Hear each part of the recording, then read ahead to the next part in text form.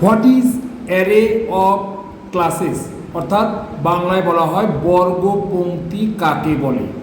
সমপর্যায়ের বর্গসমূহকে বলা হয় বর্গপংক্তি বা শুধু পংক্তি, আর ইংরেজিতে বলা হয় অ্যারে। সমপর্যায়ের বর্গ বলতে বুঝি একটি বিভেদক প্রয়োগে কোনো বর্গ বা জাতি থেকে বিভক্ত প্রবর্গ বা প্রজাতি সমূহ। যেমন উদাহরণ হিসেবে বলা যায় বস্ত্র বর্গ থেকে সুতি বস্ত্র, রেশম বস্ত্র, তসর বস্ত্র, পশম বস্ত্র প্রভৃতি প্রবর্গসমূহ সমপর্যায়ের বর্গ বা পংক্তিভুক্ত বর্গগুলিকে বলা হয় সহবর্গ, অর্থাৎ কোঅর্ডিনেট ক্লাসেস। এবার আমরা যদি বলি উদাহরণ হিসাবে বস্ত্র একটা মেন ক্লাস, তার আন্ডারে সাব ক্যাটাগরি কোনগুলো সাব ক্লাসেস বা সাব উপবর্গ কি কি, যেমন বস্ত্র একটা কমন নাম, তাকে সুতির বস্ত্র হতে পারে, রেশম বস্ত্র হতে পারে, তসরের বস্ত্র হতে পারে, পশম বস্ত্র হতে পারে।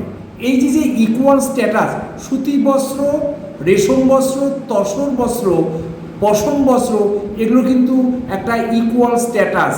তাহলে বস্ত্রের আন্ডারে যে পাঁচটা নাম আমি করলাম, এরা প্রত্যেকে চারটে নাম করলাম, এরা প্রত্যেকেই ইকুয়াল স্ট্যাটাস, তাই এগুলো হচ্ছে অ্যারে, বাংলায় সারি বা বর্গ বলা হয়।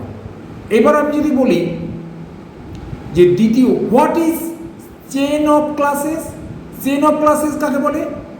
যে বর্গসমূহ এক অন্যের অধস্তন সম্পর্কে আবদ্ধ হয় সেই বর্গসমূহকে বলা হয় বর্গ শৃঙ্খল বা চেন বা শুধু শৃঙ্খল। বর্গ শৃঙ্খলে পাই বিভাজনের ক্রম অর্থাৎ সিকোয়েন্স এবং তৎসহ বর্গ, প্রবর্গ অথবা জাতি, প্রজাতি সম্পর্কের ক্রম অধস্তন ধারা, ইংরেজিতে বলা হয় সাবঅর্ডিনেট অর্ডার অফ ক্লাসেস। এবার উদাহরণ হিসাবে আমরা বলতে পারি, এবার আমরা একটাই নিলাম, যেমন বস্ত্র। এই বস্ত্রটাকে একটা আমরা ক্যাটাগরি নিলাম বা ফ্যাসেট নিলাম বা আইসোলেট নিলাম, যা খুশি বলতে পারি। তাহলে এবার বস্ত্রকে বললাম সুতি বস্ত্র, আমি কিন্তু রেশম পশম এগুলো আর বলবো না, ওগুলো সব ইকুয়াল স্ট্যাটাস, আমি যে কোনো একটাকে নিয়েছি।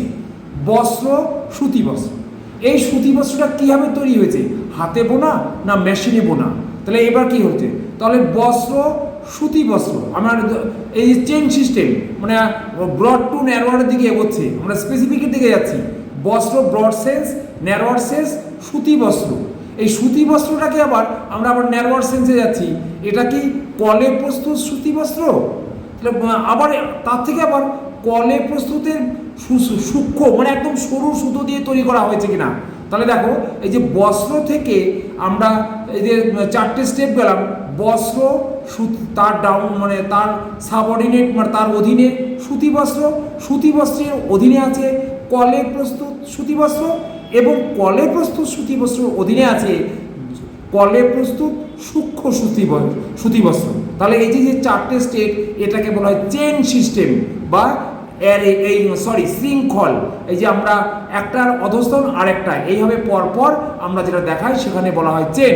তাহলে শৃঙ্খলে আবদ্ধ ক্রম অধস্তন বর্গের ব্যাপ্তি ক্রমশই সংকীর্ণতর হতে থাকে এবং গুণগত তীব্রতা ক্রমশই বাড়তে থাকে।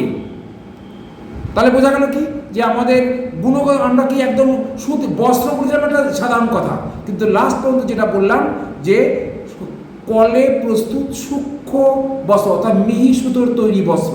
তাহলে এটাই হচ্ছে আমাদের চেন, এবং চেনের নিয়ম যে বস্ত্র ব্রড থেকে ন্যারোয়ারের দিকে পরপর যাবে এবং স্পষ্ট করে দেবে যে বস্ত্র কিসের বস্ত্র, সুতি বস্ত্র।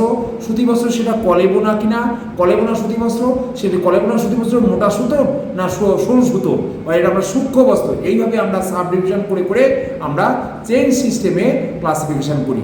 ওকে, থ্যাংক ইউ।